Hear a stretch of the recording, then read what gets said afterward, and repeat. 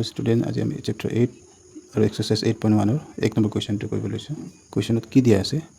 আমাক দিয়া আছে কোৱেশ্চনত ত্ৰিভুজ ABC ৰ বি কোণ সমকোণ আৰু AB 24 cm BC 7 cm হলে তলত দিয়াটো উলিয়াব লাগে। 1 নম্বৰ দিয়া আছে sin A cos A উলিয়াব লাগে, 2 নম্বৰ দিয়া sin C cos A উলিয়াব লাগে। ঠিক আছে, এই অংকটো সলিউশন কৰাৰ আগতে আমি এটা কথা জানিব লাগিব যে পাইথাগোৰাছৰ সূত্ৰ কি হয়। কাৰণ ইয়াত বাহুৰ মান উলিয়াব দিছে, সদায় মনত ৰাখিব লাগিব যে পাইথাগোৰাছে কি কৰে, ত্ৰিভুজৰ বাহুৰ মান উলিয়াবলৈ সহায় কৰে। সেইকাৰণে আমি পাইথাগোৰাছৰ সূত্ৰটো জানিব লাগিব। কিন্তু এই অংকটো কৰাৰ আগতে আমি প্ৰথমে লিখা অকণমান প্ৰচেছটো জানি লওঁ। লিখিছোঁ মই কি, ত্ৰিভুজ ABC ৰ বি কোণটো 90 ডিগ্ৰী, AB মান দিয়া আছে 24 cm, BC মান 7 cm দিয়া আছে। AC বাহুটো উলিয়াব লাগে। AC বাহু উলিয়াবৰ কাৰণে আমি পাইথাগোৰাছৰ সূত্ৰৰ সহায় লৈছোঁ। ইয়াত পাইথাগোৰাছৰ সূত্ৰটো হৈছে h² = p² + b²। এতিয়া আমি জানো কি, সদায় সমকোণী ত্ৰিভুজ, এইটো এটা সমকোণী ত্ৰিভুজ। সমকোণী ত্ৰিভুজৰ 90 ডিগ্ৰীৰ বিপৰীত ফালে যোনটো বাহু থাকে তাক অতিভুজ বুলি কোৱা হয়। সদায় মনত ৰাখিবা, সমকোণী ত্ৰিভুজটো হৈছে অতিভুজ বাহুডাল, এই তিনিটা বাহুডালতকৈ চবতকৈ দীৰ্ঘতম বাহুডাল। তো তেনেহ'লে আমাৰ পাইথাগোৰাছৰ সূত্ৰটো দিয়া আছে h² = p² + b²। এতিয়া এইটো মতে আমি আনচাৰটো কৰিবলৈ আৰম্ভ কৰোঁ। যে h মানে আমি জানিলোঁ, গম পালোঁ যে h মানে আছে ইয়াত AC বাহুক বুজাইছে, p মানে হৈছে AB বাহুক বুজাইছে, b বাহুটো হৈছে, b মানে ভূমি বাহুটো আমি ধৰি ল'লোঁ BC²। এতিয়া আমি কি কৰিম, AC এই স্কোৱাৰটো এইপিনে লৈ যাওঁ, ৰাইট হেণ্ড চাইড লৈ গ'লে কি হ'ব, ইয়াত স্কোৱাৰ আছে, এইপিনে গ'লে বৰ্গমূল হ'ব। কাৰ ওপৰত, AB² আৰু BC² ওপৰত। এতিয়া কি কৰিম, চবৰ ভেলুটো উলিয়াব বহাবলৈ চেষ্টা কৰিম। AC ভেলুটো দিয়া নাই আমাক, AB ভেলু দিয়া আছে 24 cm আৰু BC ভেলু 7 cm দিয়া আছে। দুইটাকে যদি মই স্কোৱাৰ কৰোঁ কিমান হ'ব, এইটো 576 + 49।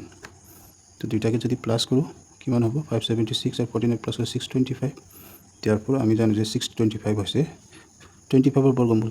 তেনেহ'লে আমি ডাইৰেক্ট 25 cm লিখিব পাৰোঁ। তেনেহ'লে AC মান আমি পাই গ'লোঁ। এতিয়া নম্বৰ 1ত আমাক উলিয়াব দিছে sin A। এতিয়া sin A ৰ অনুপাত জানিব লাগিব। sin ৰ অনুপাত হৈছে p/h। এতিয়া p ভেলুটো আমি বিচাৰি উলিয়াম এই ত্ৰিভুজৰ পৰা। এতিয়া আমি জানো যে ইয়াত আমাৰ দিয়া আছে a কোণ। a কোণৰ সদায় বিপৰীত ফালে থকা বাহুডাল সদায় লম্ব হিচাপে ধৰা হয়। a কোণৰ কাৰণে, এংগেল A ৰ কাৰণে ইয়াৰ বিপৰীত বাহুটো সদায়, ইয়াৰ বিপৰীত বাহু BC-টো সদায় লম্ব হ'ব A কাৰণে, আৰু ইয়াৰ সন্নিহিত বাহুটো হ'ব AB-টো হ'ব ইয়াৰ ভূমি, আৰু AC-টো আমি জানো এইটো হৈছে আমাৰ অতিভুজ। এইটো হিচাপে আমি বহাই দিম। লম্ব মানে হৈছে BC, ইয়াত BC দিলোঁ, অতিভুজ দিয়া আছে AC। এতিয়া ভেলু পুট কৰি দিয়া, BC ভেলু আমাক দিয়া আছে 7 আৰু AC ভেলু আমি অলৰেডি পালোঁ কিমান, 25। এইটো হৈ গ'ল sin A এংগেলৰ অনুপাত পালোঁ 7/25।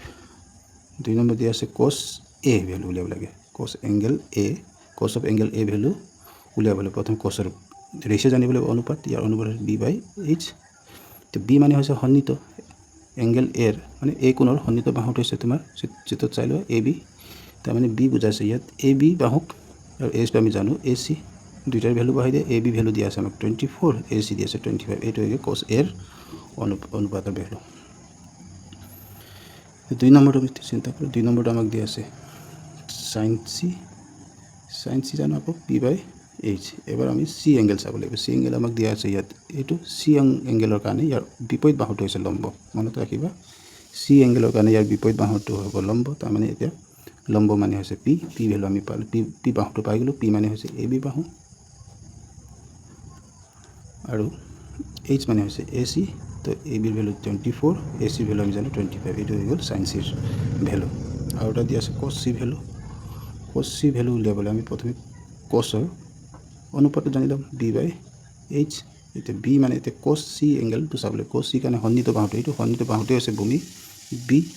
তেনেহ'লে b প্লেছত আমি BC লিখিব পাৰোঁ, আৰু h প্লেছত AC লিখিব পাৰোঁ। তাৰমানে ইয়াত হৈ গ'ল 7/25। এইটো হৈছে আমাৰ আনচাৰ।